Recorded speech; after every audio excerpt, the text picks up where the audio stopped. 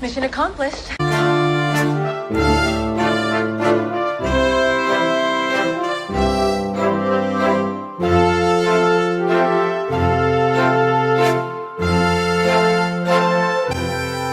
Seat as though I was like,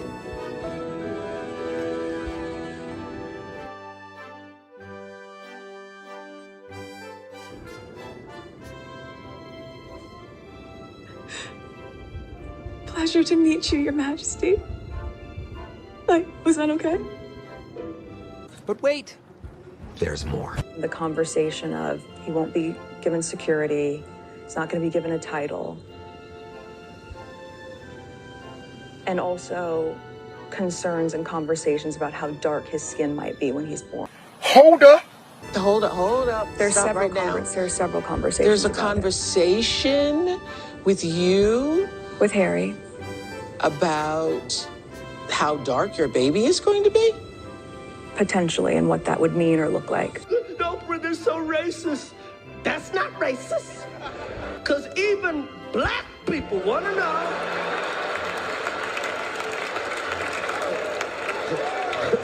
how brown the baby gonna be. That conversation I'm never going to share. Ooh, this is uncomfortable. We'll talk when we get home.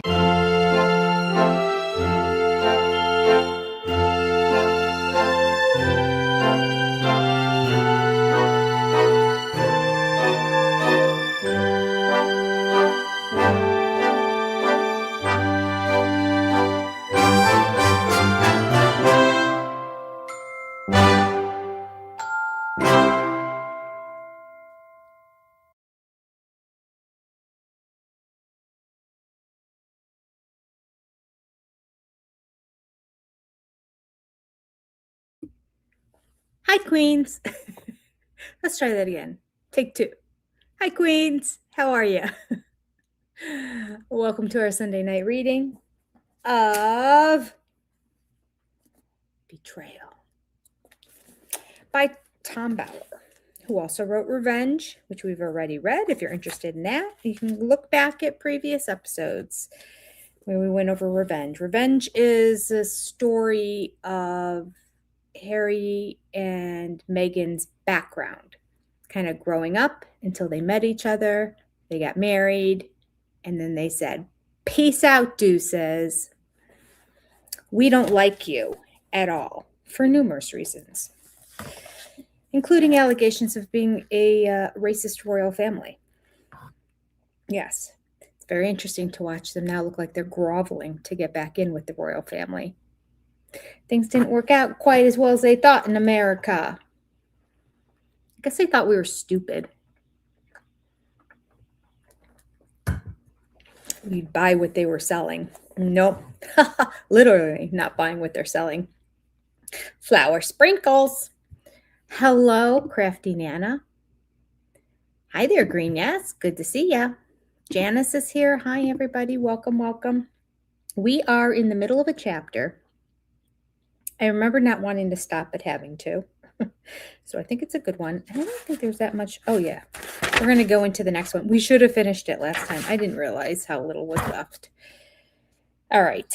I think when I redo the thumbnail, I'll just say this was part of the last chapter. So we're going to get into chapter 13, security. Boy, that's a topical issue with the whole lawsuit that he lost drastically, something like 93 counts again of well, it goes hand in hand. He believes that he needs security because of all these threats against him. He doesn't realize that in the public eye, that's what happens. You put yourself out there, people might make threats against you. They do all the time. All public figures, besides governmental officials, pay for private security. It's the price you have to pay for fame and fortune, unfortunately. Because we have crazies in the world. It's a sad thing, but nevertheless, that's how it is. But he feels entitled. That's what the book should be called, entitled, because both of them feel entitled. I saw that somebody submitted a word to the Urban Dictionary and got it approved, and it was called hold on. My brain wants to say it the right way. Unsuccessful. Instead of unsuccessful, unsuccessful. I can't remember the actual definition, but basically, just emulate Meghan and Harry and you'll be unsuccessful. Okay, so let's just start right here. I think I'm on this side of the page, but I'll start over here to backtrack a little bit. In 2021, Harry changed his narrative. On Oprah Winfrey's show, Harry cut William out of the plot. He also buried his cooperation with William and Kate to launch jointly in 2016 the Heads Together campaign, a charity helping mental health sufferers. Then he changed his story again. In the revised version, he told Moringer he needed to liberate himself from being trapped within his uncaring family and the institution. Quote, "No one around me could really help," he said.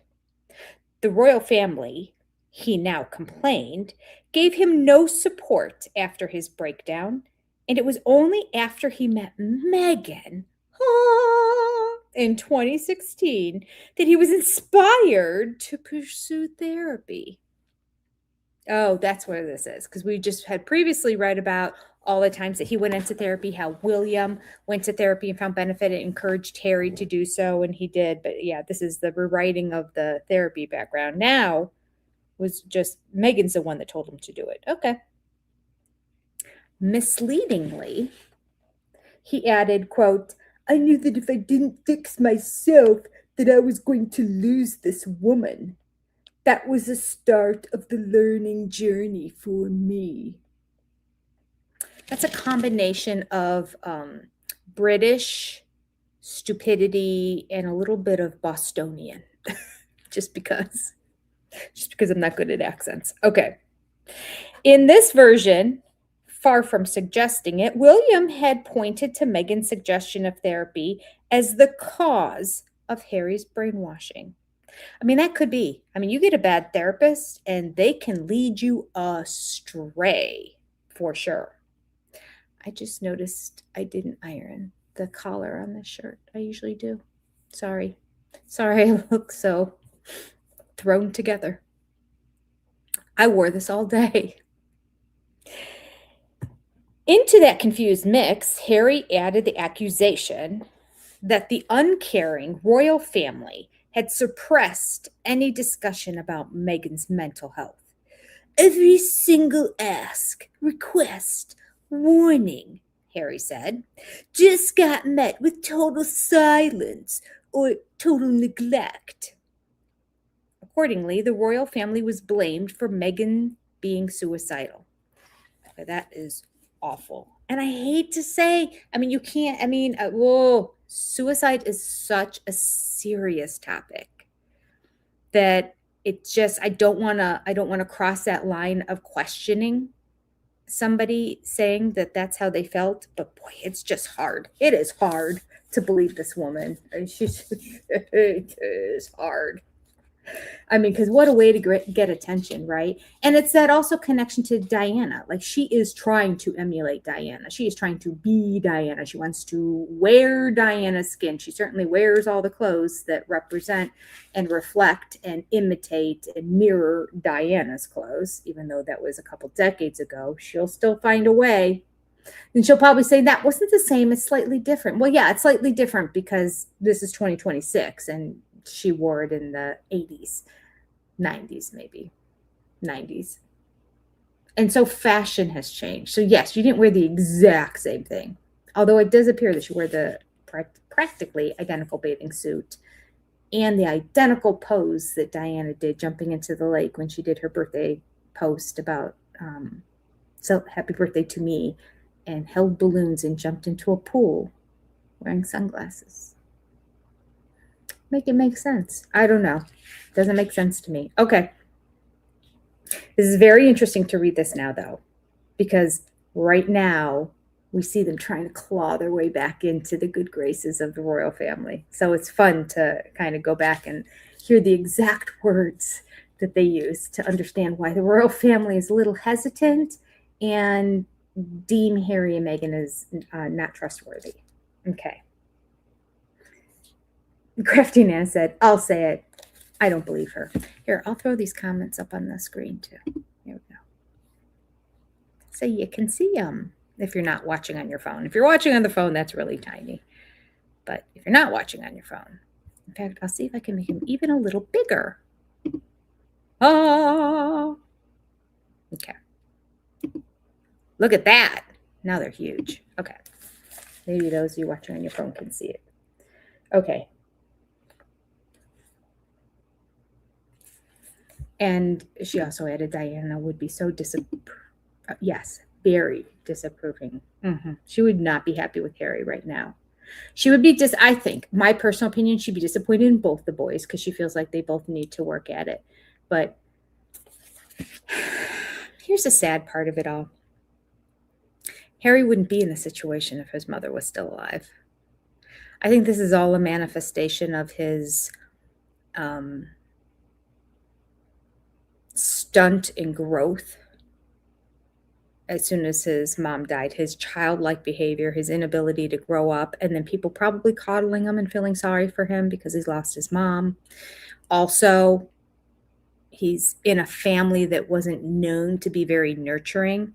I mean, somewhat. We're starting to see videos. I see like these little videos that pop up every now and then that they're releasing of childhood experiences with Charles and the kids. And I mean, I think he did more with them than some parents do.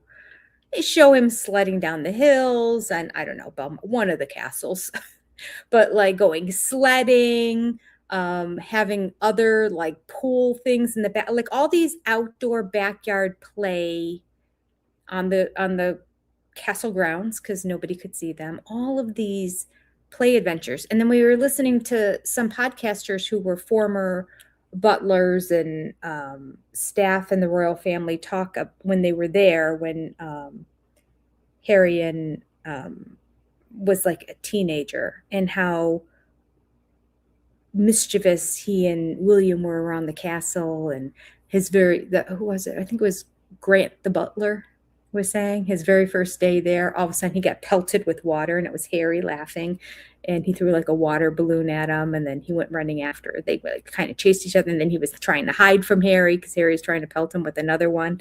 And it was just this playful, mischievous. I mean, you listen to Harry and you just think that he was stuck in a dungeon his whole life, in a cage, just miserable. And he's like, oh, they were so playful and running around and they were best of friends. That's the sad part. Harry's ruined it though. Like once you break trust, once you do that, like, you never come back. You could forgive and even be in somebody's presence in that, but that's hard to come back from. Okay.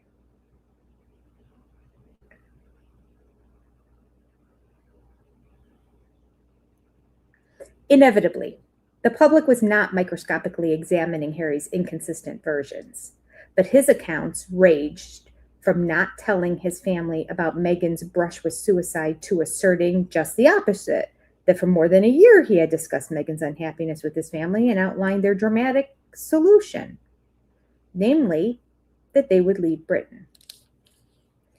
Meghan was similarly responsible for contradictions. She had disclosed that her search for help while considering suicide was unsuccessful on 2 occasions.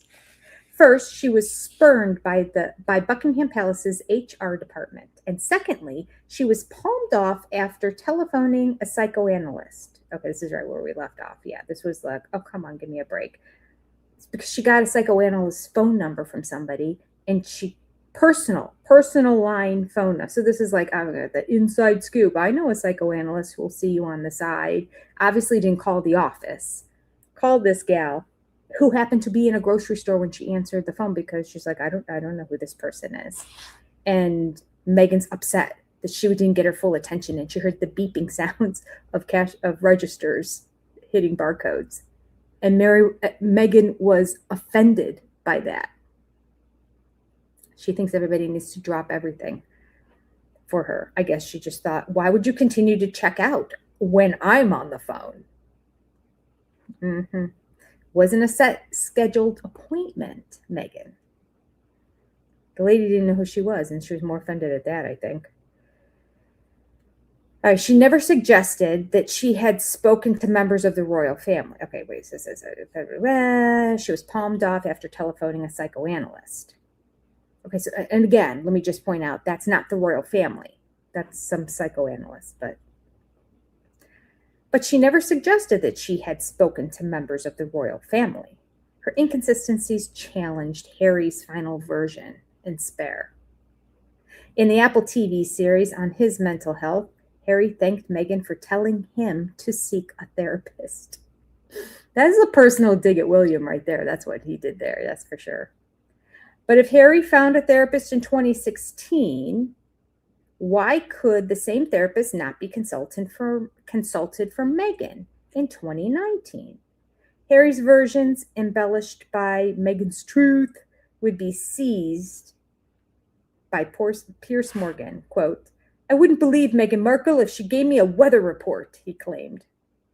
Morgan's riposte was endorsed by her critics, but was scorned by her admirers. In doing so, her critics concluded that Meghan's suicidal feelings were a performance to persuade Harry to move to California. I have to co-sign that, I'm afraid. The Apple series was a rating success. Many were impressed by Harry, especially men who shared his resilience about discussing their mental health issues. Only a few had no sympathy for a multimillionaire prince pleading for piety. For pity. Or piety. All right, pity. Only a few had sympathy for multimillionaire prince pleading for pity. For those, Harry posing as the public's healer, but only speaking about himself, was simply too rich. The downsides caused no damage to Harry, but Meghan, she sensed a problem. And now we're into chapter 13. Security. Brand Sussex's image was critical to Meghan's fortunes. And this is something she lost sight of, but she's trying to grasp back right now. Current day, today. Americans, she knew, resented scroungers or grifters. Meghan's absence of humility, flaunting her celebrity lifestyle in Montecito, risked striking a bad note. Her critics carped that she was famous, but not relevant. Meghan needed to twist the narrative to establish the Sussexes' USP, their unique selling point. While Harry's previous life would make him oblivious to commercial imperatives, she knew that the negative headlines from Britain's media about the elitist family aggressively protecting their privacy from within their closeted Montecito fortress clashed with the public's admiration of hard-working achievers who fulfilled the American dream. Wrestling with reality, Meghan's business advisors and in-house publicists were faced with a conundrum. For many, she was an enigma. Standing in the spotlight, she somehow lacked the charisma and mysterious charm of a Hollywood star. Moreover, Hollywood celebrities often illustrated their backstories with tales of tough childhoods, climbing the ladder and finally landing the big break. But Meghan's big break was marriage. While Harry remained irrefutably the prince, Meghan's exceptional achievement was acting as a royal while complaining about his family. Complicating her publicist's task, the Sussexes would not tolerate any criticism. On her publicist's advice, Meghan changed her story. Here's the problem with them changing their stories so much and not being consistent. Meghan blows through publicists like people go through toilet paper. I mean, here today, gone tomorrow. They come, they go, they don't stay very long. They can't deal with her. Be interesting to note, is there anybody who's gone through more publicists and more housing staff and more, like the turnover rate of people employed under Meghan is astonishing. I would think that even Harry has to notice. He must. He has to have seen at the royal family how staff were there for multiple years and how people pick up and go after 2 and 3 months, 6 months at most in their lives. Meghan had told Oprah Winfrey, quote, "I grew up with that farm-to-table dining before it was sweeping the nation," she added. "I do think there's some value to really throwing yourself into food, embracing where it comes from." The truth was abandoned. Meghan's revised version portrayed herself as a latchkey kid surviving on junk Jack-in-the-Box TV dinners and a $4.99 salad bar at the Sizzlers as a schoolgirl working at weekends at a local Humphrey yogurt shop. "Lies and lies," Thomas Markle would retort. "She always ate the best food, often in the best restaurants." Oof. And this is why she cut dear old daddy off, because he corrects her.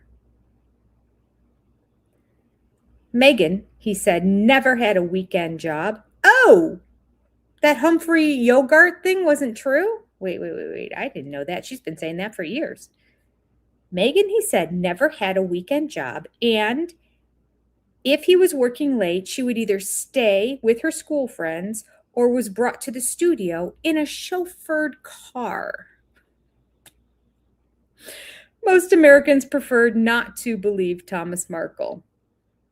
Attracted by the publicist's new image of the Sussexes as charitable philanthropists, escaping from a racist royal family, the majority warmed to the couple, trading as Duke and Duchess.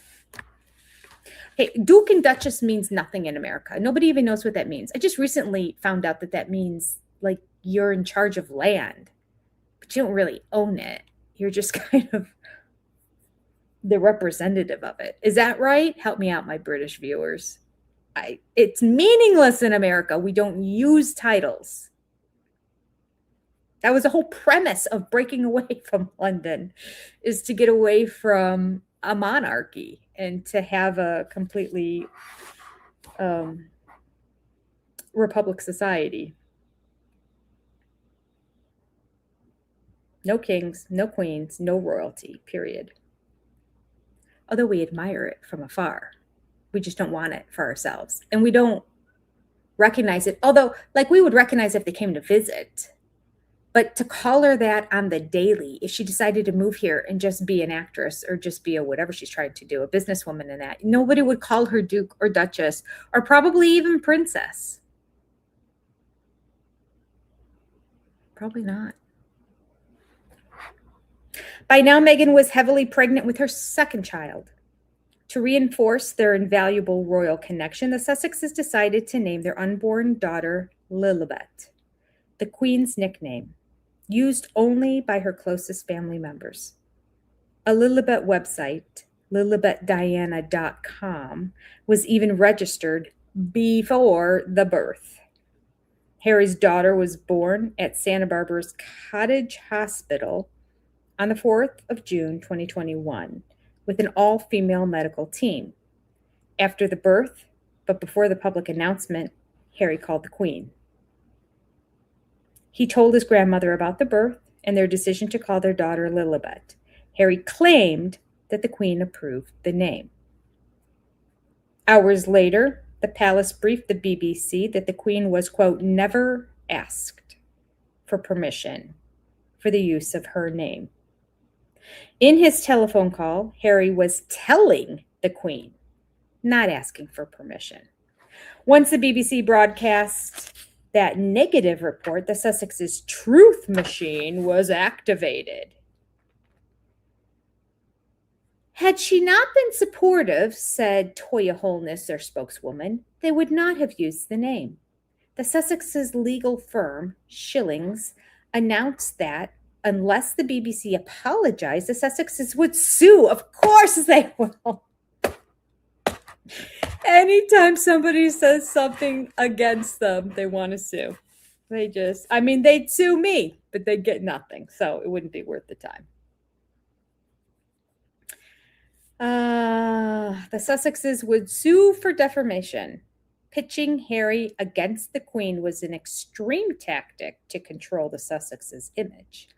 The palace, though, supported the BBC. And was there a lawsuit? No, because they just threatened. That's how they think they can get away with things. They just threaten. I'm going to sue you. I'm going to sue you. I'm going to sue you. Or I will sue you and expect you to settle the lawsuit before it goes to court. And that's how I'm going to get money out of you. This more recent lawsuit that Harry was in, that's what he tried to do desperately at the very end, right before it went to court in December, because it went to court in January or February. In December, end of December, he was desperately calling and trying to get them to settle. He even said, we'll pay for our own legal fees, and you just pay for your own, and then you pay us just a small amount of money just to settle. And they were like, Daily Mail was like, yeah, no. I don't understand why we would do that when we haven't done anything wrong, and every allegation you have against us has no proof because it's not true.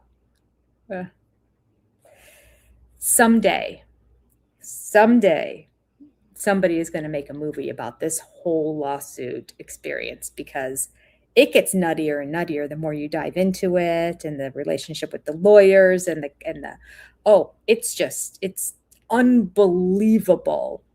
It would make a great 10-part documentary series.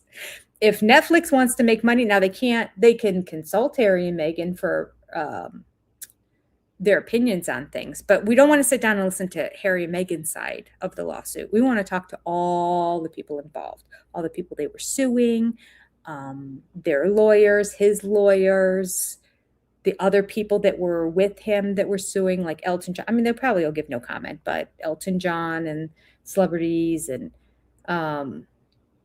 just anybody and everybody that was involved with it, including Harry. I want to hear all sides of that's what's going to make it a great documentary too, is having everybody. Okay. Oh, here's Janice giving me a heads up. A duke or duchess is usually a close relative, i.e. brother or sister of a monarch. Oh, really? But then why do they have of a certain area? Why do they have of Cambridge, of Sussex, why do they have... I always thought that it was kind of like they're over that. They're just in title over an area. It's like a close relative. That's interesting. Hey, Key Queen. Welcome.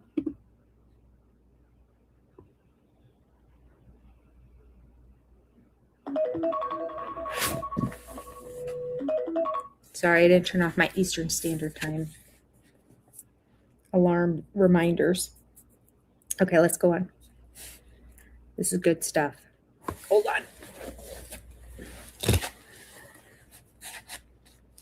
I've lost my place.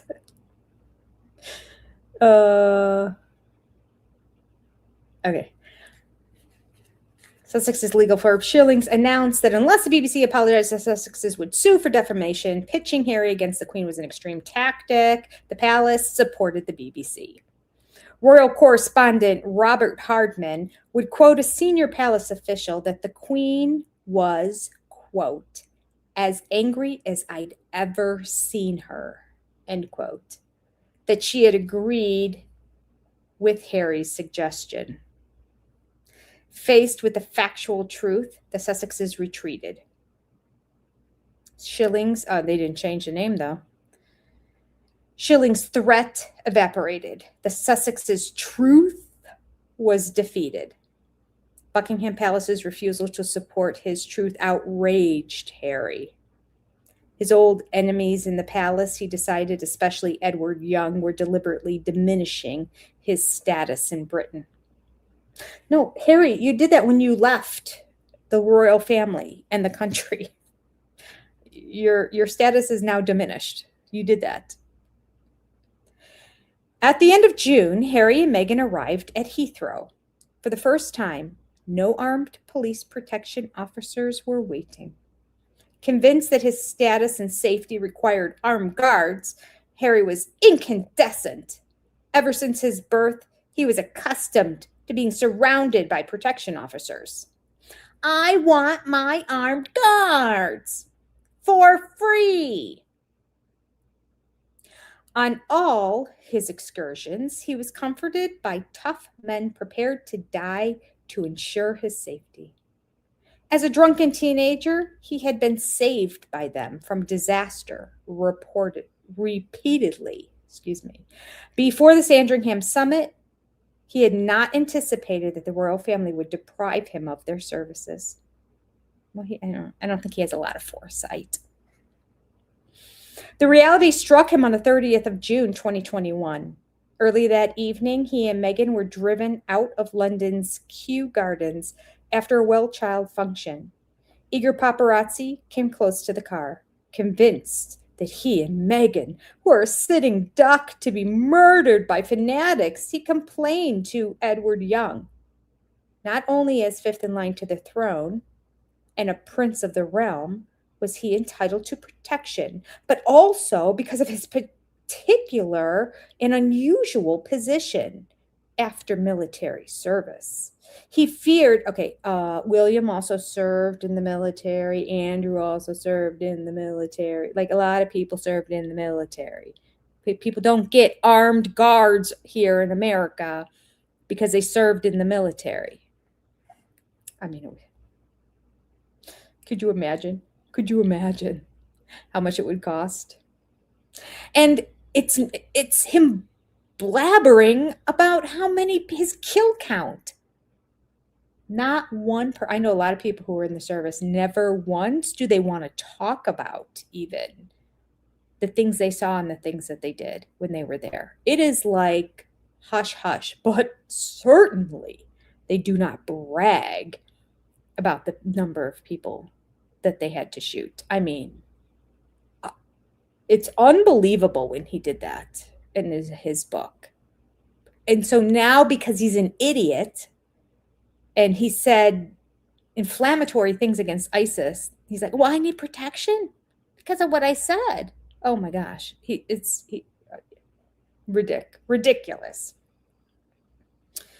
He feared that one lone actor motivated by right-wing hatred or racism could attack Meghan with a knife or acid. Oh, he's imaginative, I guess. These are the things that are genuine concerns for me. Asking Young for help must have been irritating. Described in Moringer's script as oval-faced and fuzzy appearance with a tendency to glide around with great equanimity and poise as if he was a boon to all living things. Boon, B-O-N. I don't know that word. Harry disliked the palace official. Harry disliked everybody in this book. He had like negative descriptions of their characters or their faces and nothing kind to say about them. Edward Young passed Harry's complaint to Scotland Yard. The police agreed that the ambush created an unsatisfactory and dangerous situation. But while the paparazzi were a nuisance, there was no evidence that Harry and Meghan were threatened by a political assassin.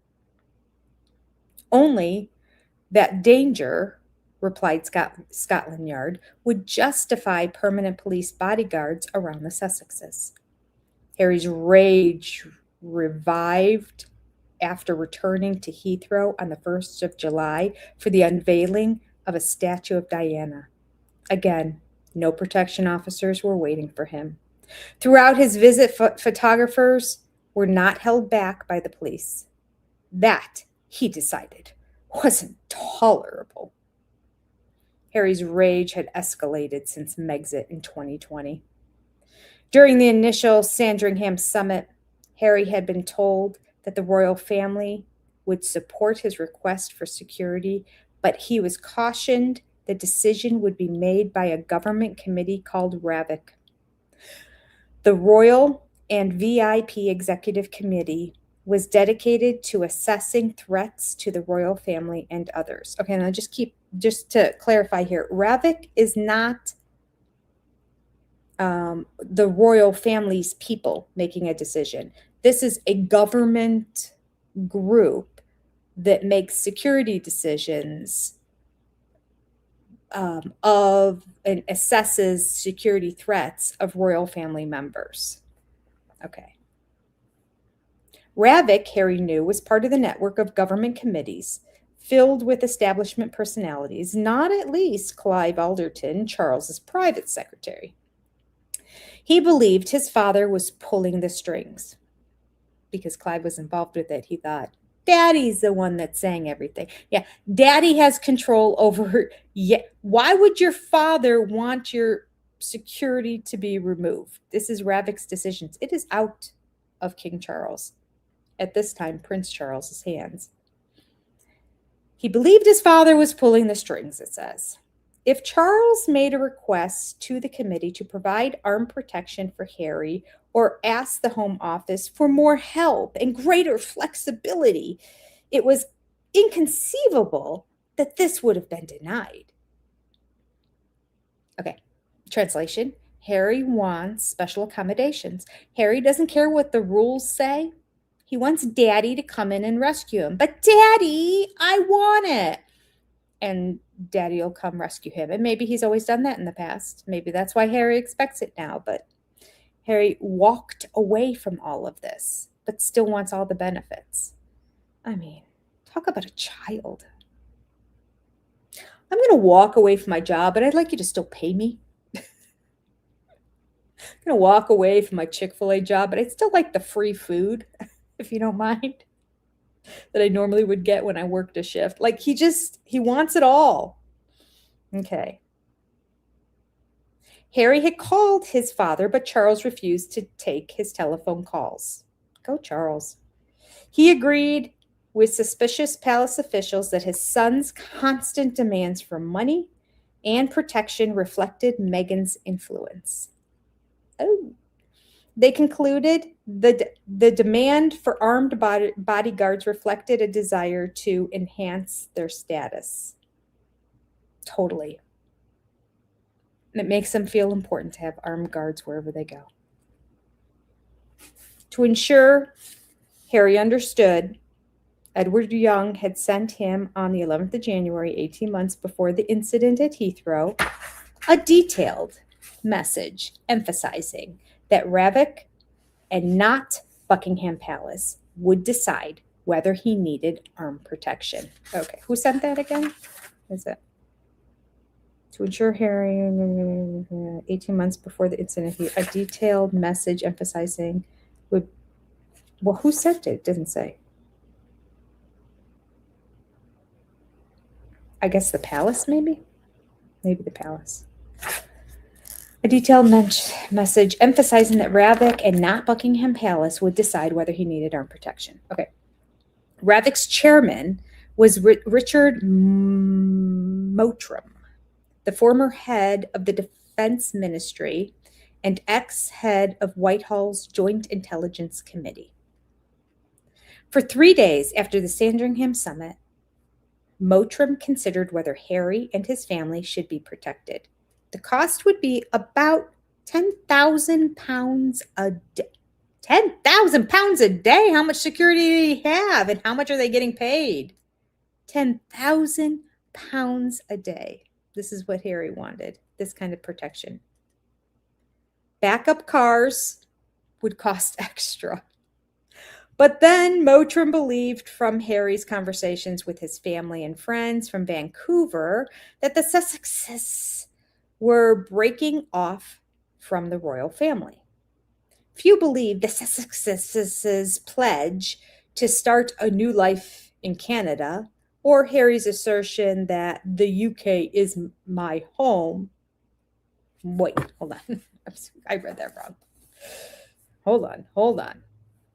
Breaking off from the royal family. Few believe the Sussexes' pledge to start a new life in Canada or Harry's assertion that the UK is my home. Okay, those are contradictory things. We're going to start a new life. The UK is my home, but we're starting a new life here. My home is here, but now my home is here. Indeed, Whitehall's officials had already heard from confidential sources that the Sussexes intended to move permanently to California. Ooh, they had heard rumors about them going to California even before they left London.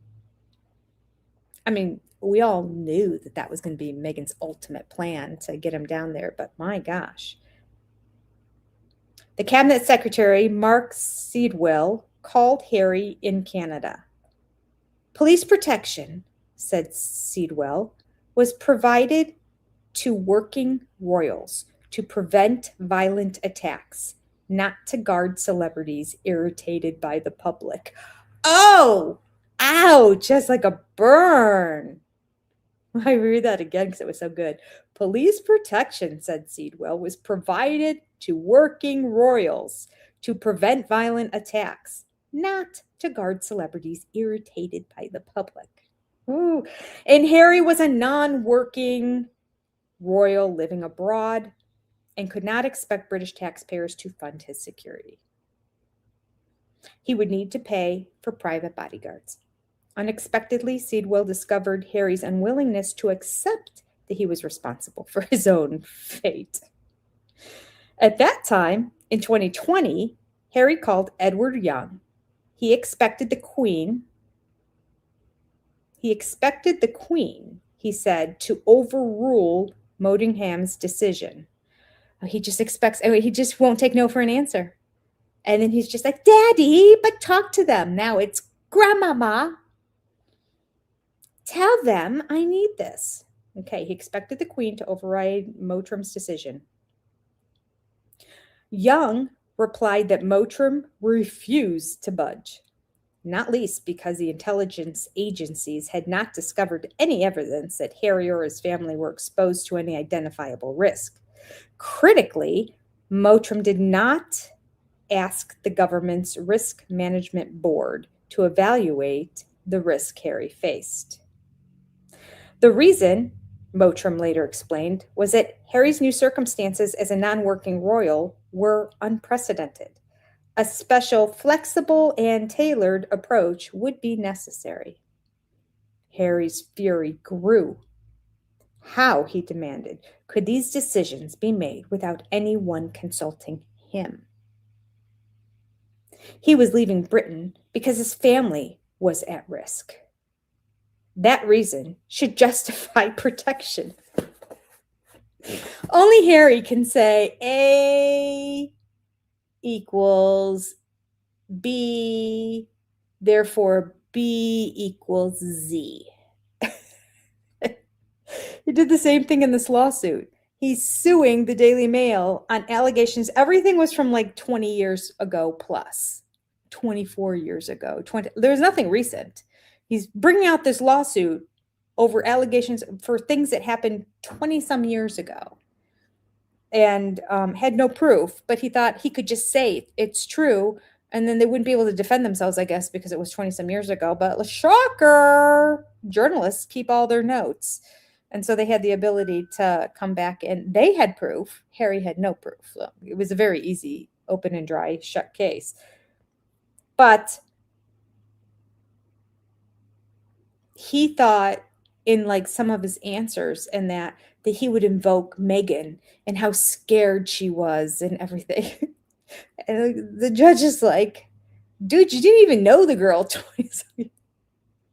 But this is Harry. Well, because my wife told me she's fearful of her life, we deserve to have armed protection at the cost of £10,000 a day, paid by the British taxpayers.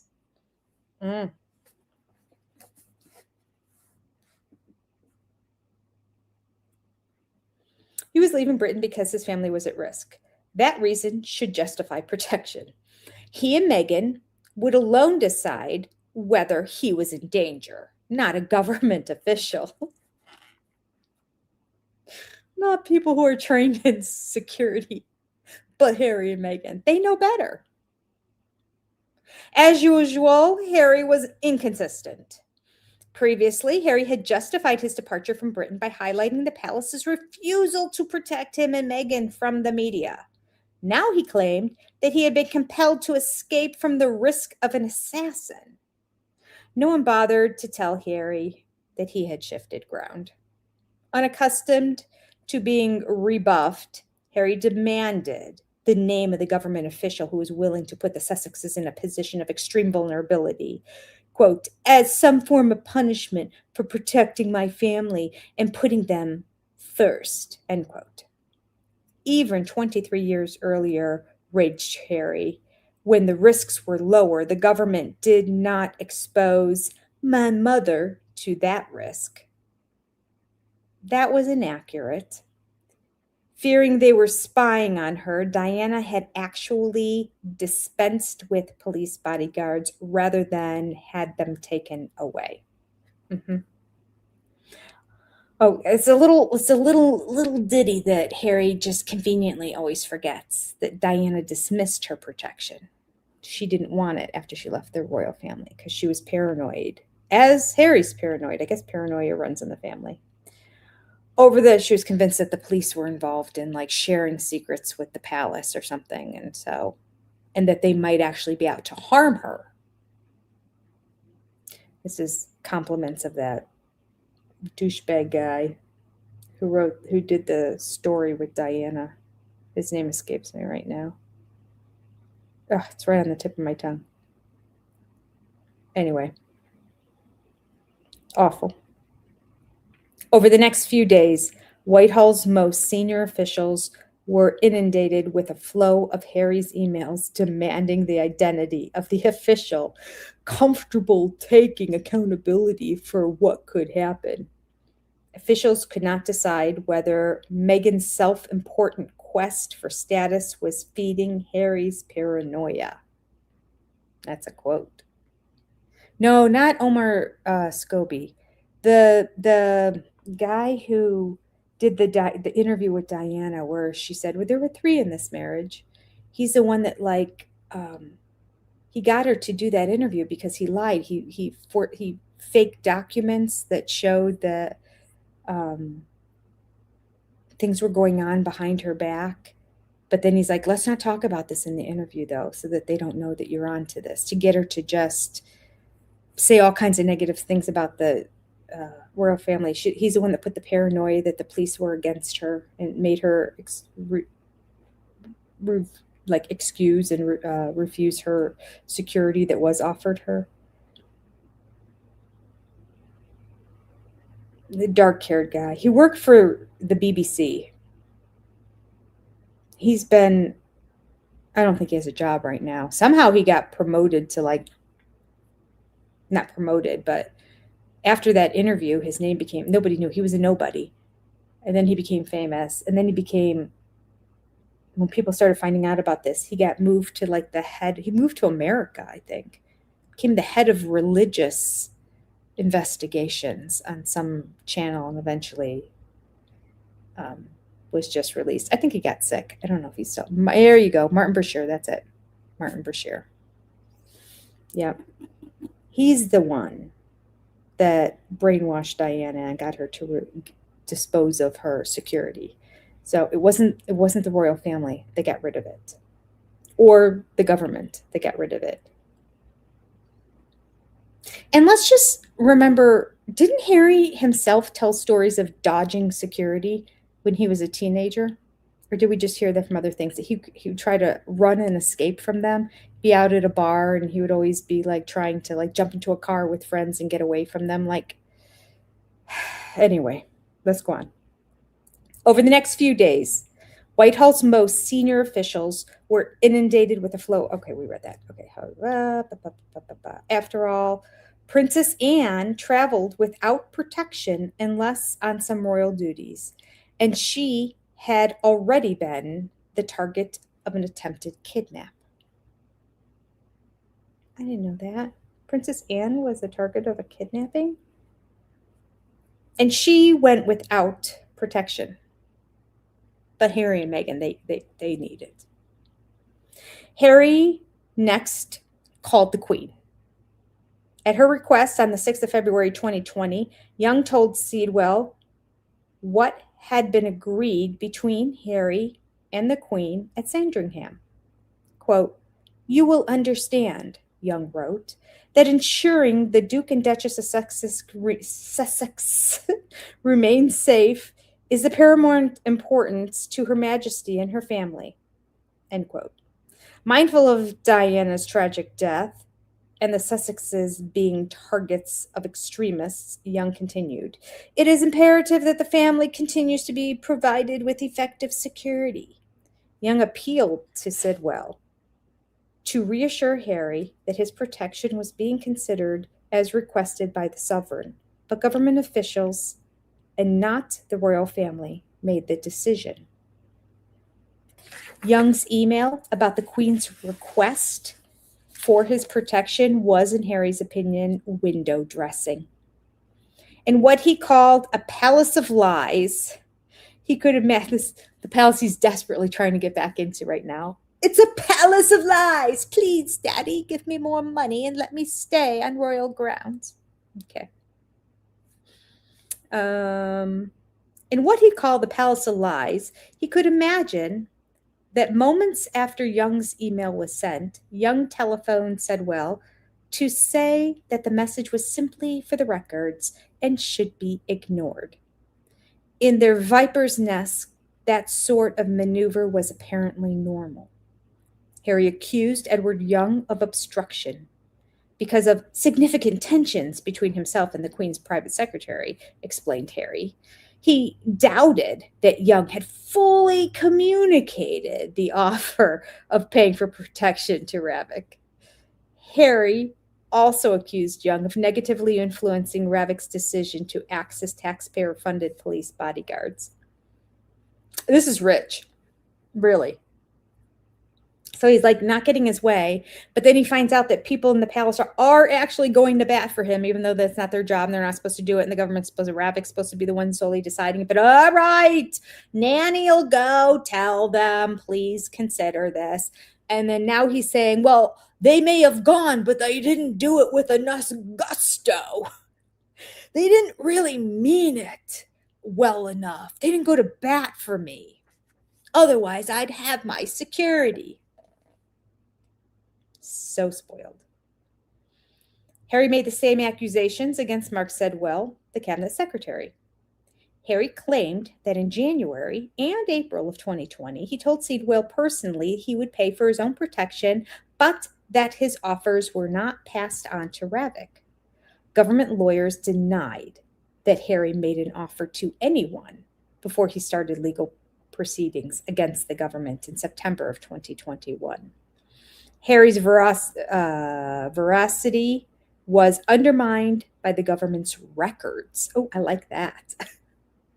Nothing like proof. Harry doesn't realize other people have proof. He thinks he could just say something and people, yeah, I know, he's just, oh boy, is this boy spoiled. There was no record of Harry offering to pay for his protection at the Sandringham Summit. On the 28th of February 2020, Mottram formally told Harry that RAVEC had withdrawn the Sussex's permanent police protection. The taxpayers would not pay for his protection abroad. In future, before each visit to Britain, RAVEC would monitor the risks and decide whether Harry needed protection. Mottram also told Harry that he could not pay for police protection. The reason was irrefutable. Police bodyguards were expected to risk their lives to protect their principal because the state had decided it was in the public interest. To permit Harry to pay would be an unacceptable precedent, allowing others to buy life and death protection. Harry's sustained fury on this matter on his return to Heathrow in July of 2021 must have been wonderful news for his lawyers. By then, Shillings were fighting two cases on Harry's behalf against the tabloids, the Mirror Group and News UK, and considering two more cases. Of course, God, they're so happy. How many lawsuits and threats of lawsuits have we gone through between the last book and this one? I mean, is this like number 10 already? Like, it's so insane. It's like he cannot take no for an answer. Then I'll sue you. I'll see you in court. Unbelievable. Harry was a lucrative client, a gold mine, said one critic, guaranteeing that the lawyers millions of pounds if they won or lost. Jenny Affia, a solicitor who had at this time just won Meghan's case against the Mail on Sunday, encouraged Harry to believe that Mottram's decision could be overruled by the High Court. The lawyers' confidence of victory and their promise to dispatch acrimonious complaints to government officials fell on fertile ground. Oh, this is good. This is good because this is like so pertinent to what's going on right now. This is why they kept going forward with the case when it was so obvious they were going to lose it. Lawyers didn't care. They're kind of like, we might end up losing this one. Doesn't matter. I am getting millions for trying this case. In Harry's opinion, going over the top was justified. Going into battle to show that he was a victim of his family raised... Going into battle to show he was a victim of his family raised his self-confidence. Embarrassing his father and brother and seemingly becoming a worthwhile quest. His security, he said, had only been withdrawn to apply pressure to keep us under the roof, and knowing the risk would force us to come back to Britain. In Harry's world, since everything he believed was the truth, he was certain of victory. In his reasoning, he could not imagine that a judge considering the merits between himself and government officials would not support a prince. During his conversations with Moringer, his conviction that he was a victim of conspiracies had been reinforced. He expected to swing public opinion in his favor. Eventually, he believed he would win. This is the problem. I think his title did get him victories in the past that were undeserved, and that it just fueled the fire. So that's why he came with this absolutely outrageous one of, I'm going to sue you for something you did 25 years ago. Yeah. Here's 94 counts of things you've done wrong. And the judge, like a 450-page dissertation at the end of it, detailing every single allegation and why there was no evidence for any of them. It's just brutal. It's brutal. In September of 2021, Harry instructed his lawyers to issue a high court claim for judicial review against the Home Office. In particular, Harry complained that Mottram's decision subjected him to unlawful and unfair treatment. In secrecy, RAVEC had failed to offer a clear and full explanation of how they came to the decision to treat him uniquely less favorably than others. Not only was RAVEC's failure to commission An RMB report unlawful, he said, but RAVEC's denial of 24 armed security guards was illegal. Edward Young was flummoxed. Harry's action was unprecedented. Okay. The story goes on. Okay, there's too much because we have to go. There's too many. We have like 5 pages left in this chapter. So we're going to pause right there and put a pin in it. For next week, not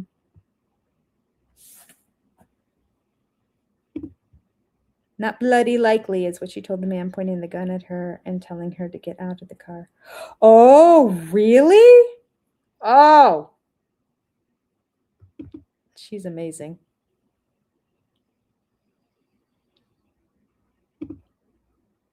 Anne got the best character of the Mountbatten. Or is it? Anne is golden. I love that Anne and William get along really well too. That's my understanding anyway. That the two of them kind of, they see things the same way. I love that. She's the rock star in the royal family right now, and she's doing all the work. Doesn't have protection half of the time. Raised kids without titles.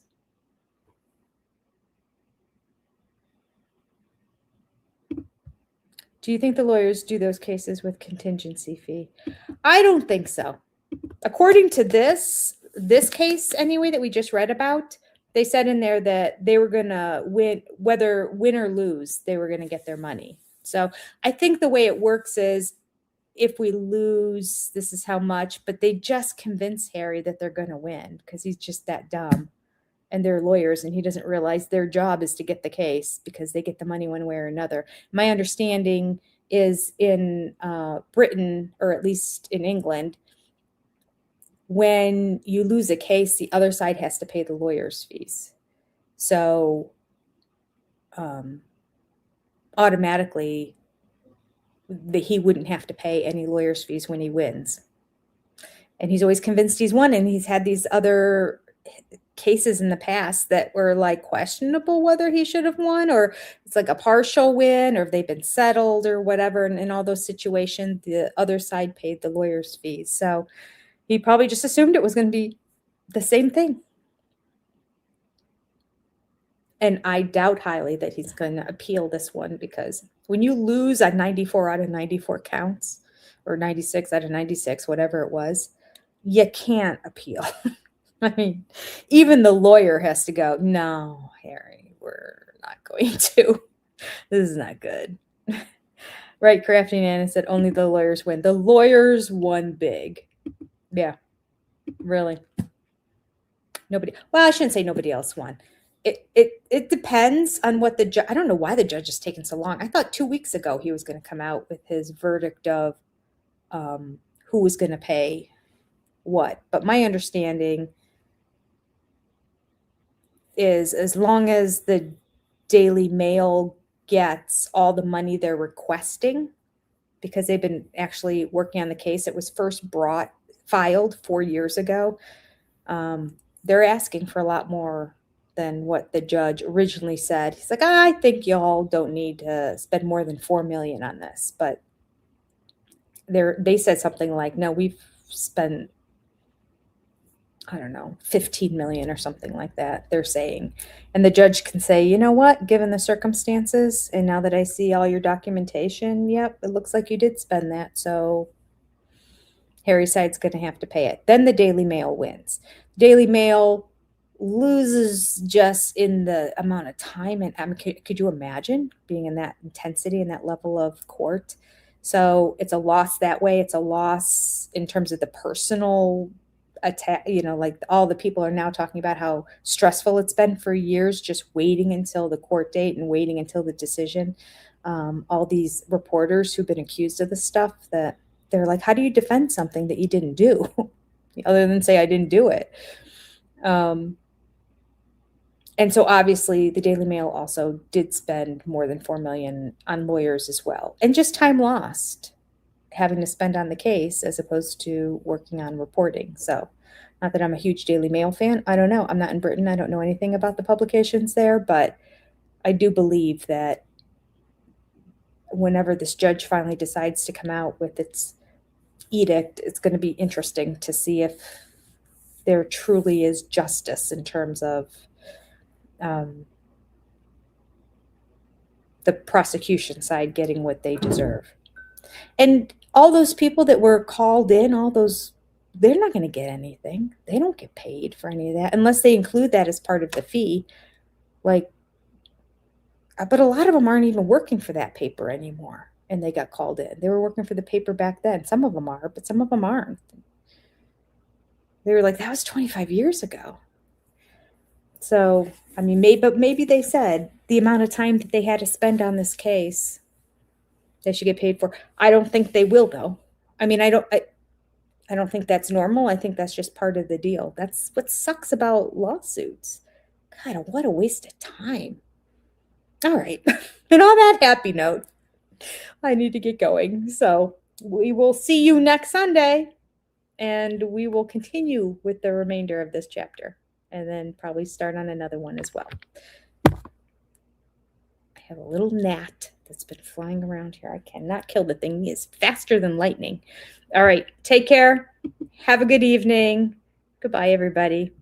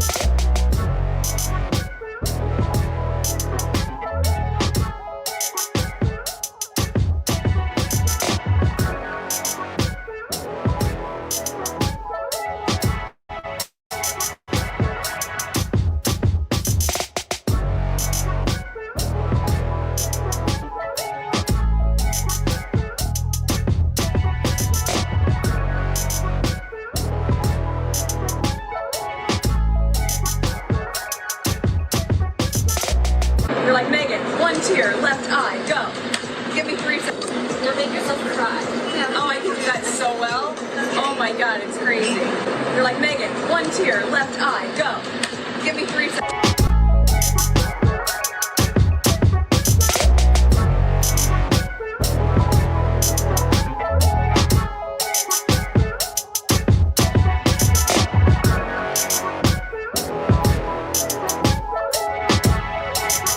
With a camera trained in front of her, crying. One tear, left eye, go.